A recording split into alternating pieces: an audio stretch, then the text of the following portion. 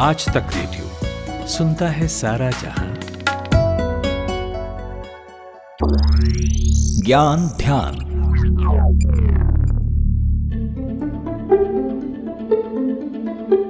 आजकल डायबिटीज, मोटापा, high BP, thyroid जैसी बीमारियां आम हो गई हैं। ऐसे में जब आप इनका इलाज करवाने के लिए डॉक्टर के पास जाएंगे तो एक सवाल डॉक्टर आपसे ज़रूर पूछते हैं कि क्या आपके पेरेंट्स या किसी और संबंधी को ऐसी बीमारी है या हुई थी। अब आप सोच में पड़ जाते होंगे और फिर बताते भी हैं कि मेरे घर में फलाने को ये बीमारी थी और उसको ये है। तो डॉक्टर का पूछने का बस सीधा आधार यही होता है कि एक नवजात बच्चे जब पैदा होता है तो उसमें दो तरह के जीन्स पाए जाते हैं, एक माँ से और एक पिता से। दोनों जीन्स मिलकर बच्चों के नयन नक्श और उसकी पर्सनालिटी तय करते हैं। पर्सनालिटी और बाकी चीज़ों के अलावा बच्चे अपने माता पिता से एक और चीज़ लेते हैं और वो है जेनेटिक डिसऑर्डर। मतलब अगर कोई बीमारी आपके पेरेंट्स में होगी तो उसके चांसेस हैं कि वो बीमारी बच्चों में ट्रांसफ़र हो सकती है। और ऐसे ही जेनेटिक डिसऑर्डर का पता लगाने के लिए जेनेटिक टेस्टिंग करवाया जाता है। तो आज के ज्ञान ध्यान में बात इसी टेस्टिंग के ऊपर, क्या होती है ये और एक कपल को ये टेस्ट करवाना कब चाहिए, फ़ायदे क्या हैं, नुकसान क्या हैं, और ख़ासकर तब जब दो लोगों की शादी आस पास के रिश्तेदार में हुई हो तब कितना ज़रूरी हो जाता है। नमस्कार, मेरा नाम है खुशबू और आप सुन रहे हैं आज तक रेडियो पर ज्ञान ध्यान। ये तो आपने अगर 10th क्लास तक साइंस पढ़ी होगी तो बायोलॉजी की किताब में आपको ये तो पता चल ही गया होगा कि इस दुनिया में हर जीव की बुनियाद उसका डीएनए है। ये मानकर चलिए कि डीएनए बायोलॉजी की दुनिया का आधार कार्ड है।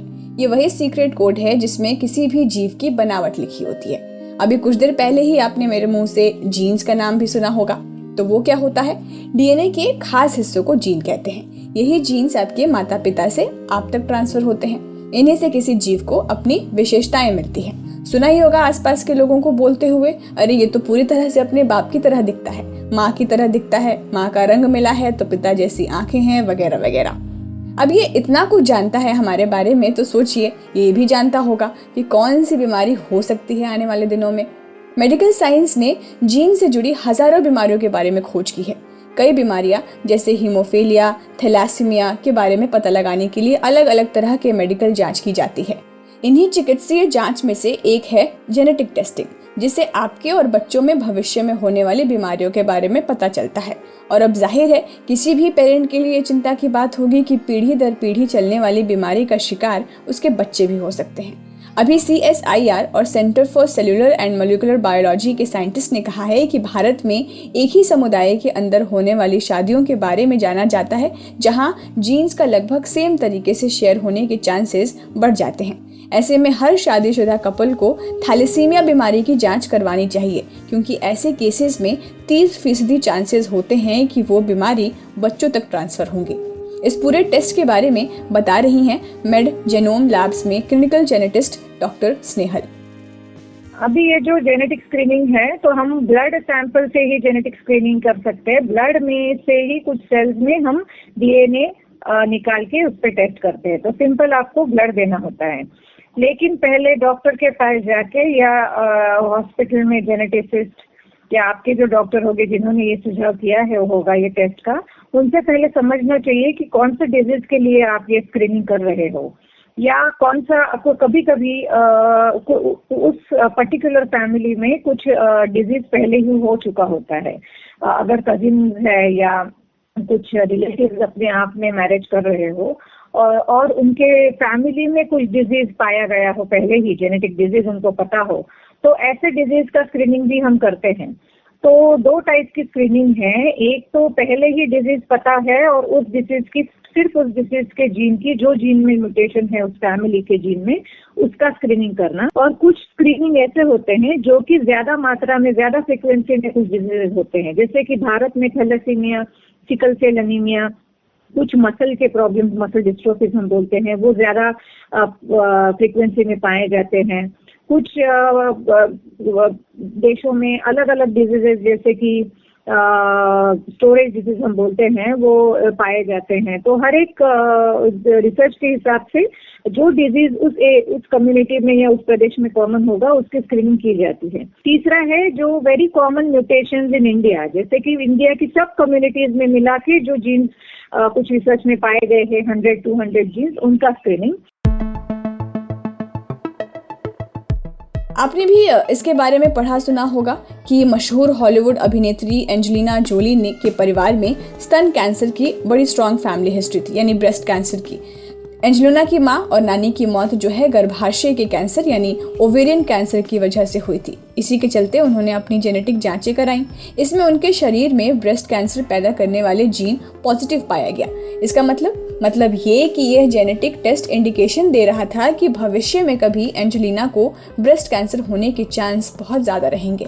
फिर डॉक्टरों की सलाह पर एंजेलिना ने अपनी दोनों ब्रेस्ट का ही ऑपरेशन करवा के निकलवा दिया। ब्रेस्ट ही नहीं होगा तो फिर कैंसर कहाँ होगा।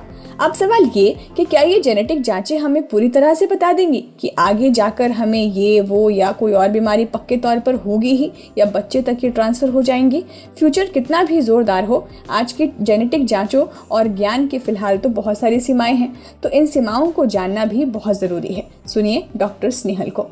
हमको डॉक्टर की सलाह से ही करनी है, क्योंकि जेनेटिक टेस्ट थोड़े कॉम्प्लिकेटेड होते हैं। उनके रिपोर्ट्स, उनके इंटरप्रिटेशन मतलब रिपोर्ट्स का पूरा एक्सप्लेनेशन जानना जरूरी होता है। उसके लिमिटेशंस भी होते हैं हर एक चीज के कोई भी आप ट्रीटमेंट ले लो, सर्जरी ले लो, हर एक चीज की कुछ रिस्क होती है, कुछ बेनिफिट होती है, कुछ लिमिटेशंस होती है।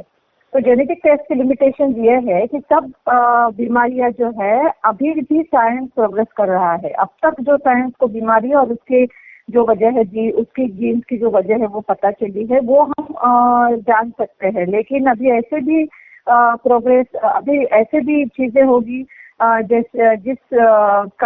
डिजीजेस का जीन के कारण हमको पता नहीं होगा, या पूरी साइंस की रिसर्च इतनी प्रोग्रेस नहीं होगी कि अगर कुछ ऐसा फाइंडिंग हमको जेनेटिक रिपोर्ट में मिले वो थोड़ा सा संदेह हो उसमें, मतलब कि हम उसको बोलते हैं बॉर्डरलाइन रिजल्ट और अनसर्टन सिग्निफिकेंस। तो ऐसे कुछ वेरिएंट्स या ऐसे कुछ जेनेटिक वेरिएंट्स हमको रिपोर्ट में मिलते हैं, उस पर लिखा होता है कि अनसर्टन सिग्निफिकेंस, और डिजीज के भी बेनाइन वेरिएशन, मतलब कि इस जेनेटिक वेरिएशन का डिजीज में कोई कंट्रीब्यूशन नहीं। तो ऐसे कुछ फाइंडिंग्स होते हैं वो कि अचानक से रिपोर्ट करने के बाद पता चल सकते हैं, जिससे कि ज्यादा संभ्रम बढ़ सकता है। इसलिए कोई भी जेनेटिक टेस्ट डॉक्टर की सलाह से करनी जरूरी है। हमको एग्जैक्टली पता होना चाहिए कि कौन से जीन के लिए, कौन से डिजीज के लिए हम ये टेस्ट करा रहे हैं, और कुछ डिजीजेस के पूरे जेनेटिक कारण पता ना होने की वजह से ऐसा भी हो सकता है कि बीमारी है लेकिन कुछ जीन निकला ही नहीं टेस्ट में, या बीमारी नहीं है और कुछ क्वेश्चनेबल फाइंडिंग निकला। तो ऐसी कुछ चीजें जो ग्रे जोन है वो ध्यान में रखे ही टेस्ट करनी चाहिए। तो जैसा कि आपने डॉक्टर को सुना भी कि ज़रूरी नहीं कि ऐसे टेस्ट करवाने से हम 101% श्योर हो जाएं कि हमें ये बीमारी है और ये बच्चों को हो ही जाएगी। और आपको ये भी बता दूं कि ऐसा भी हो सकता है कि बीमारी वाले जीन्स मिलने के बाद भी कभी संबंधित व्यक्ति को वो बीमारी हो ही ना, क्योंकि बीमारी पैदा होने और ना होने के लिए कई और वजहें भी महत्वपूर्ण भूमिका अदा करते हैं। डायबिटीज़ का एग्जाम्पल ले लीजिए। दरअसल डायबिटीज से बचने वाले वे लोग होते हैं जिनके जीन्स बीमारी वाले तो हैं, लेकिन ये लोग आगे संतुलित जीवन जीते रहें। ये रेगुलर एक्सरसाइज करते रहें और अपना खान पान ठीक रखा, इन्होंने अपना वजन नहीं बढ़ने दिया और एक एक्टिव लाइफस्टाइल जीते रहें। इसके ठीक उलट उसी खानदान के बाकी रक्त संबंधियों को डायबिटीज हो जाता है, क्योंकि वे जीवन भर उल्टी सीधी चीजें खाते रहें और भरपूर आलसी जीवन जिया।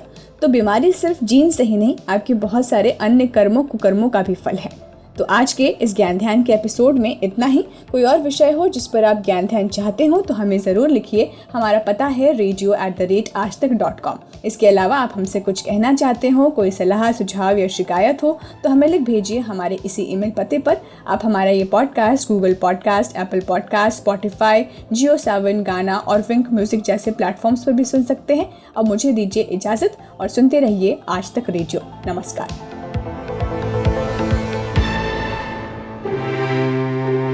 भाषा के ग्रामर से मिले कब, क्यों, कैसे, कहाँ, किसने, ये ऐसे शब्द हैं जो सेंटेंस में जुड़ जाएं तो उसे सवाल बना देते हैं। और सवालों के बारे में आइंस्टीन ने कहा था, the important thing my friend is not to stop questioning. मैं हूं नितिन ठाकुर और लेकर आया हूं एक ऐसा पॉडकास्ट जिसमें हम हर टॉपिक का रेशा रेशा खुलने तक सवाल पूछने से थकते नहीं। यहाँ हम बात करते हैं समंदर में दफन इतिहास से लेकर आसमान में उड़ते साइंस तक की। तो हर गुरुवार मेरी दुकान पर मिलेगा 4 किताबों के बराबर ज्ञान।